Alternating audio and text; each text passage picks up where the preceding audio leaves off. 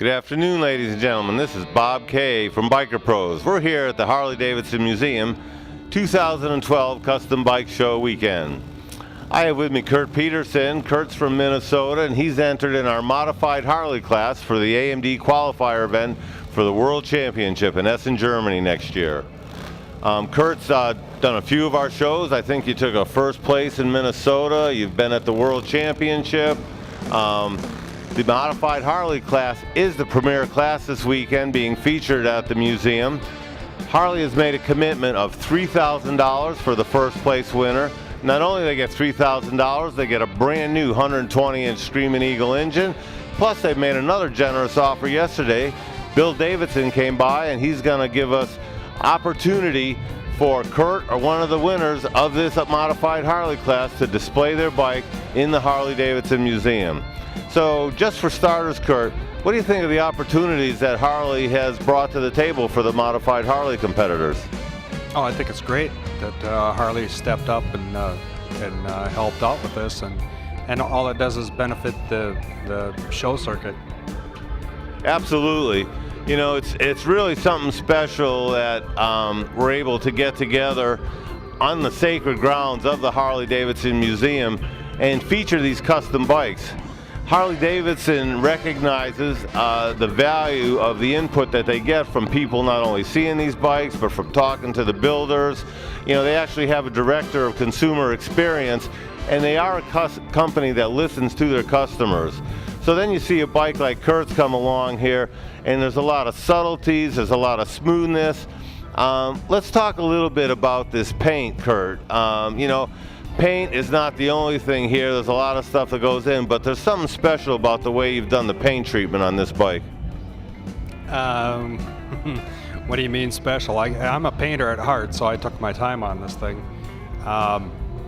It's kind of funny. People don't realize how much work goes into paint, but fit and finish on that bike, all of the tins went on and off of that bike probably 8 or 10 times to get everything to line up the way it should.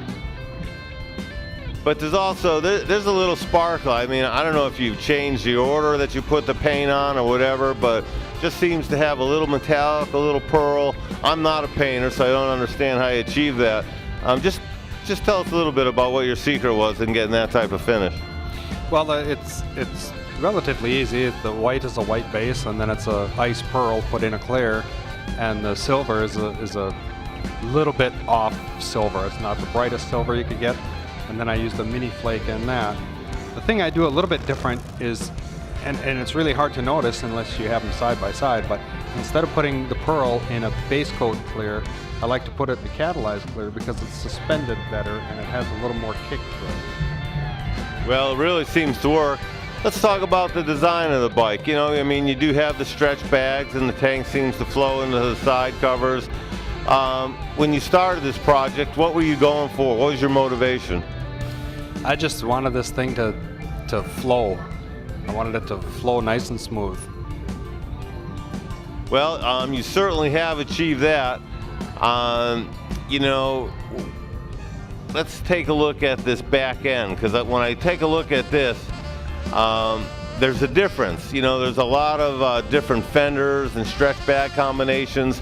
That's one of the standards of custom baggers right now. But there's, you know, you have the lights built into the filler panels, but the shape of the fender, you know, that just flows. Again, I know how important flow is to you. How did you achieve that kind of shaping in the rear fender?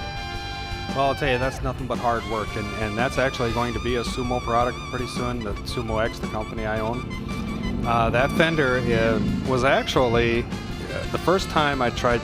Okay, here's the thing. When you do a plug, which is a full-size model for a fiberglass part, most places do it the hard way, which is they'll use metal or wood and Bondo, I mean, just all kinds of, you wouldn't believe it if you saw it. That one was actually tooling board, and then I cut half of it in my CNC and then mirrored the other image and did the other half and put them together, and that's how I made the plug on that. It's all drawn on a computer and cut with a machine. But it's still more work than you realize. Pretty incredible, though. To me, when I was going around, that was one of the main things that I saw that really kind of stood out on the bike. You had some it seems to be, I actually thought you had a different fairing in there. I know you've kind of painted that, but you told me that was a stock Harley. But again, you've handled that look of smoothness. That gas cap cover and everything, that's a different type of what I've seen on Harley. Is that another Sumo product? That's going to be another Sumo product. What we're doing here is putting together a kit that is the tank stretch, the side covers, a seat pan and foam, and possibly that shorty dash. You know, everybody has a long dash on all the baggers, and I just wanted something a little bit different. Being a painter at heart, I wanted a little more canvas there to paint on too.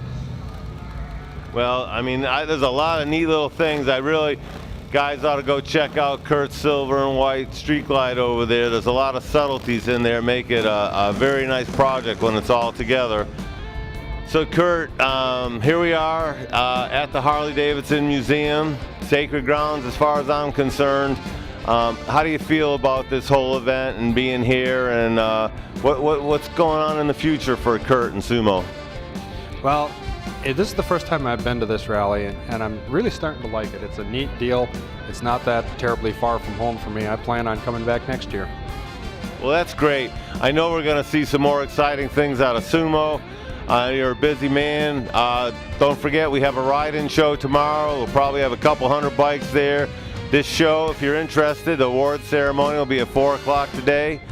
Thank you. I really appreciate you coming, Kurt, and enjoy the rest of the day and have a good time, and thank you again for all your efforts. Thank you, Bob.